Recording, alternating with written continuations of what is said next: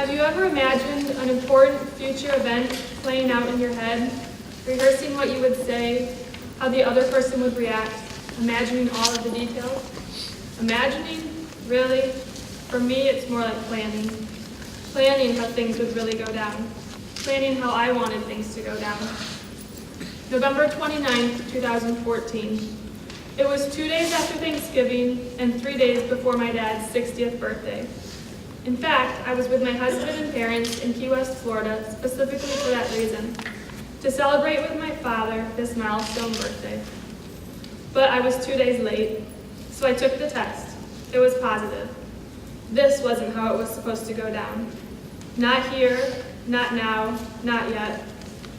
There I was, bawling my eyes out to my parents and husband.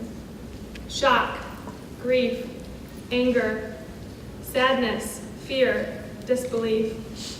Can you feel so many emotions within seconds?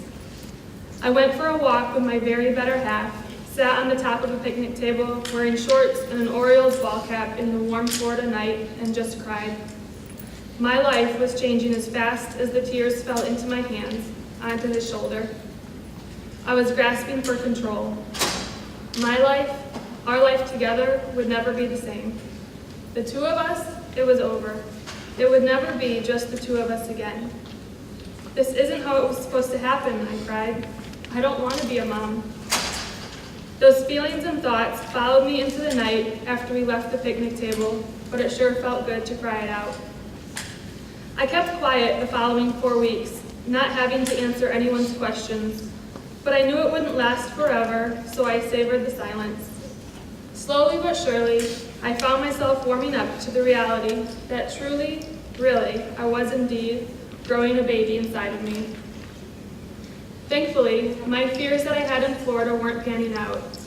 I had this thought in Key West that I'd get back to Baltimore and just spend hours crying on our living room floor. That overwhelming, anxiety-ridden crying, hard to control and harder to stop. But that night at the picnic table was the worst of it. No ball fest in Baltimore. I was still a little anxious about one thing. As I knew I would be telling friends and family about our news, I was kind of dreading answering any questions that resembled, "So, what was it like to find out you were pregnant?" Other variations might include, but would not be limited to, "Were you so excited? How did you tell Adam?" And even, "So, were you guys trying?" Basically, I knew that if I were to answer their questions truthfully, I would probably make those friends and family members a little uncomfortable with my honest response. Who wants to hear, "No, I wasn't excited. No, we weren't trying. No, this isn't how and when I thought it would happen." Shame, embarrassment, guilt. I felt bad that I felt bad. I felt bad because I had two friends just experience miscarriages a few weeks before we learned I was the child. I felt bad because it took another friend a long 1.5 years to conceive. I felt bad because I have family members who have never been able to have kids. I felt bad because those I don't know spend years and dollars trying to start their own families. After the new year, we began telling extended family and friends. I realized I'd have a decision to make, to be honest with my answers or to lie. What came out was surprisingly the truth. I became more and more comfortable with my emotions and feelings that I had felt in that bathroom back in November. With each retelling of my story, I came to own it.